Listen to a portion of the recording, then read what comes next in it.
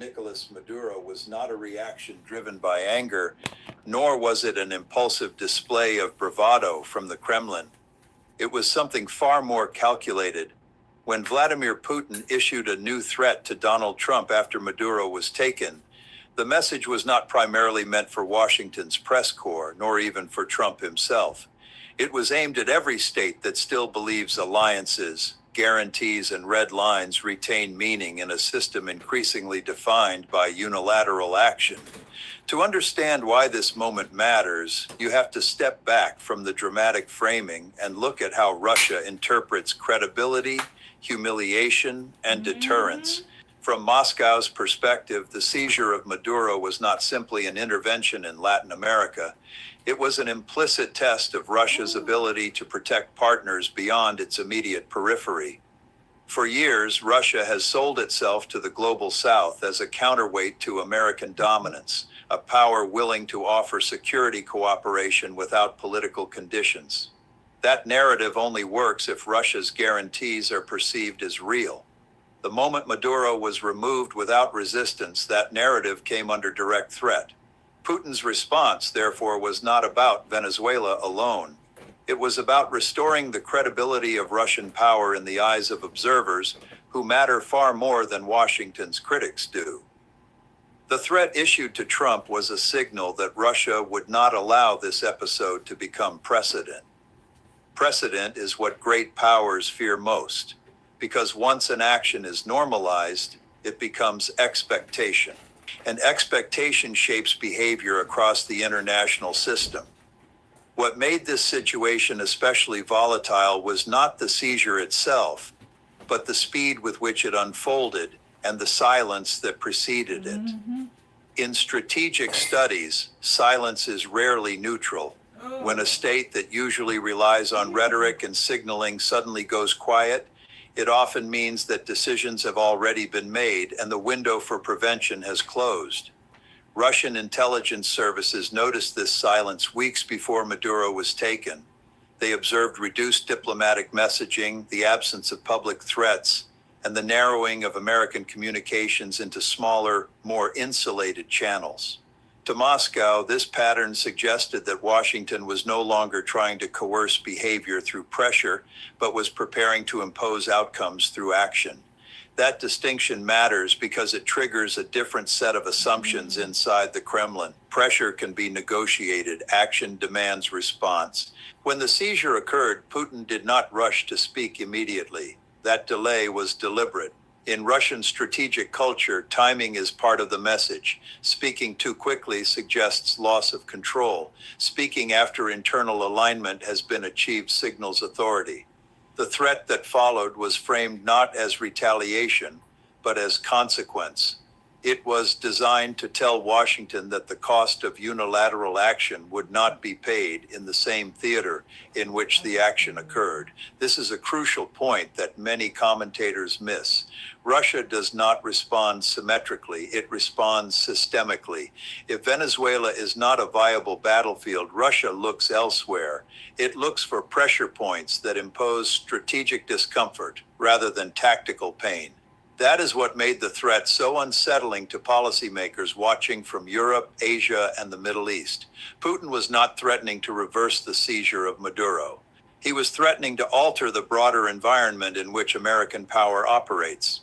From Moscow's perspective, the United States had crossed from influence into enforcement. That shift collapses ambiguity and forces other powers to choose whether to accept American primacy or contest it. Russia's threat to Trump was therefore less about punishment and more about boundary setting. It was a warning that future actions of this kind would trigger coordinated responses across multiple domains, not because Russia seeks escalation for its own sake, but because allowing such actions to pass unchallenged would erode its position irreversibly. Inside the Kremlin, there is a deep awareness that Russia cannot match the United States economically or globally in conventional power projection. What it can do is complicate American decision-making. The threat issued after Maduro's seizure reflected that logic. It emphasized unpredictability, linkage, and coalition signaling. Putin wanted Washington to understand that this was not a bilateral dispute.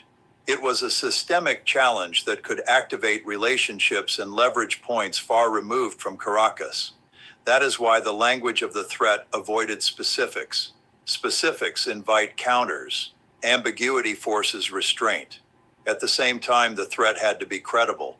Credibility in deterrence does not come from volume, but from consistency with past behavior. Russia has a record of responding to perceived humiliation with asymmetric measures. It has done so in Europe, in cyberspace, in energy markets, and through diplomatic obstruction. The message to Trump was that Venezuela would be added to that ledger. What makes this episode different from previous confrontations is the domestic context on both sides. Putin is managing a prolonged conflict in Ukraine, economic pressure from sanctions, and internal elite balancing. Trump, for his part, operates within a fractured political environment where decisive action is often used to project strength outward and unity inward. When leaders under pressure interact, their incentives become misaligned with stability.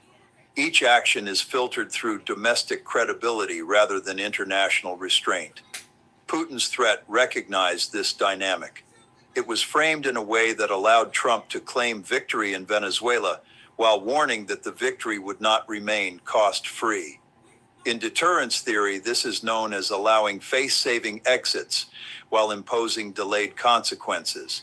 It is a sophisticated approach designed to avoid immediate escalation while preserving leverage. Observers in allied capitals understood this immediately. They did not hear a threat of war. They heard a declaration that the rules governing intervention were being renegotiated. That renegotiation is what truly unsettles the international system. For decades, American unilateral action was buffered by the assumption that rivals would protest but adapt. The seizure of Maduro challenged that assumption, and Putin's response made clear that adaptation was no longer guaranteed. The threat to Trump was therefore also a threat to predictability. If predictability erodes, so does deterrence stability. States begin to hedge, alliances become transactional, and crisis management becomes harder. This is why the reaction to Putin's statement extended beyond Washington. Governments that rely on American security guarantees began quietly reassessing the limits of those guarantees. If the United States is willing to act unilaterally against one sovereign leader, and if that action triggers systemic pushback rather than acquiescence, then the cost-benefit calculus of alignment shifts. Russia understands this. It has always played the long game of erosion rather than replacement. It does not need to defeat the United States outright. It needs to make American dominance more expensive to sustain. The threat issued after Maduro's seizure was a step in that direction. It signaled that interventions once considered low risk would now carry broader consequences. It reminded Washington that power projection is not just about capability, but about the reactions it provokes. And it warned that Russia, even under strain, retains the ability to shape those reactions in ways that complicate American objectives. As the night unfolded, analysts focused on what Putin said, but the more important question was what he did not say. He did not specify timelines. He did not outline demands. He did not propose negotiations. This omission was intentional. It placed the burden of uncertainty on Washington. When a rival refuses to define its response parameters, it forces restraint not through fear, but through calculation. Trump could not know where the response would emerge, only that it would. That uncertainty is the essence of deterrence by denial rather than deterrence by punishment. It does not stop action through threat alone. It constrains action by making outcomes unknowable. This is the strategic environment that followed the seizure of Maduro. It is an environment in which rules are no longer assumed, where silence signals intent, and where threats are less about immediate violence than about long-term structural consequences. Putin's new threat to Trump was not the beginning of this shift, but it was a clear marker of how far it has progressed. The world is entering a phase where unilateral actions no longer dissipate quietly into diplomatic noise. They accumulate, interact, and provoke responses that reshape the system itself. That is the context in which this crisis must be understood, and it is why what comes next will matter far beyond Venezuela, far beyond Washington, and far beyond Moscow. If you want to understand what happens next, you have to stop thinking in terms of retaliation and start thinking in terms of constraint. Great powers rarely seek revenge for its own sake. They seek to shape the future behavior of other states by altering the environment in which decisions are made. That is exactly what Russia began doing once it became clear that Maduro was no longer on Venezuelan soil. The immediate military signaling, the diplomatic outreach, and the carefully calibrated threat to Trump were not isolated acts. They were components of a broader effort to redefine the cost structure of American intervention. From Moscow's point of view, the seizure of Maduro exposed a dangerous asymmetry. The United States demonstrated that it could still execute precision operations far from home with minimal warning. Russia demonstrated in response that it could still disrupt, complicate, and escalate across domains that Washington does not fully control. Neither side was trying to win Venezuela. Both sides were trying to shape the next crisis. This distinction is critical. Analysts who focus on the tactical brilliance or legality of the operation miss the strategic implication. Once a leader is seized, the question is no longer whether the action was justified, but whether it can be repeated without triggering unacceptable consequences. Russia's objective is to ensure that the answer to that question becomes increasingly uncertain. That uncertainty forces hesitation, and hesitation is the enemy of unilateralism. The Kremlin understands that it cannot reverse the seizure without risking direct confrontation. What it can do is demonstrate that future operations will not remain compartmentalized. They will bleed outward into other arenas where American interests are exposed. Energy markets, arms transfers, cyber infrastructure, diplomatic processes, and regional flashpoints all become potential venues for response. This is what is meant by horizontal escalation. It does not increase intensity in one place. It increases breadth everywhere. Putin's threat to Trump was crafted to communicate precisely that logic. It avoided language about Venezuela itself and focused instead on norms, sovereignty, and consequences. That framing was not accidental. It was designed to resonate with states that are not ideologically aligned with Russia, but are deeply concerned about precedent. Many governments tolerate American dominance because it is predictable. When dominance becomes arbitrary, tolerance erodes. Russia is attempting to accelerate that erosion by presenting itself as the defender of a rule-based order, even as it violates that order elsewhere. This apparent contradiction does not weaken Russia's message. It strengthens it, because the audience is not Western capitals.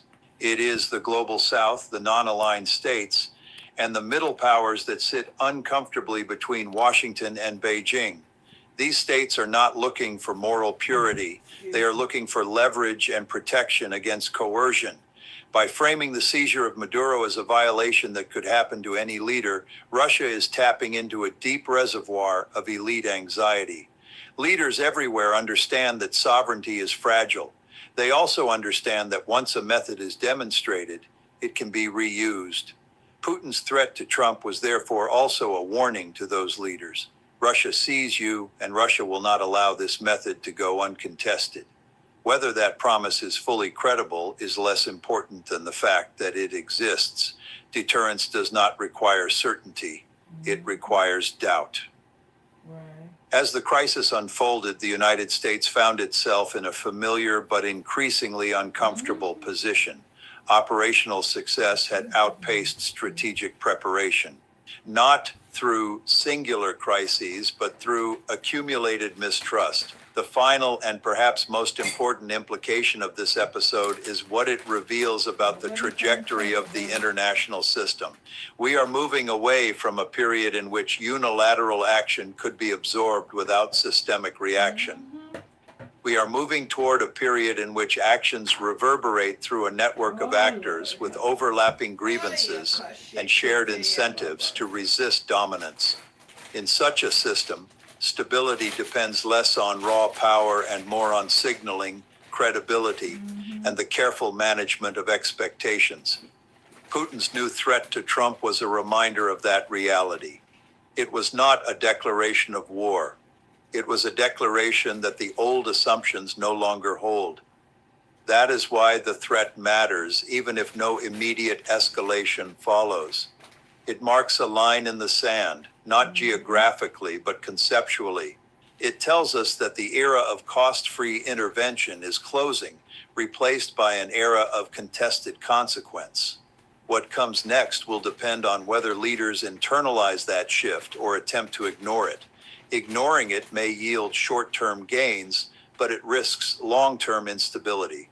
Acknowledging it requires accepting limits, which is never easy for a dominant power. As this story concludes, one thing is clear.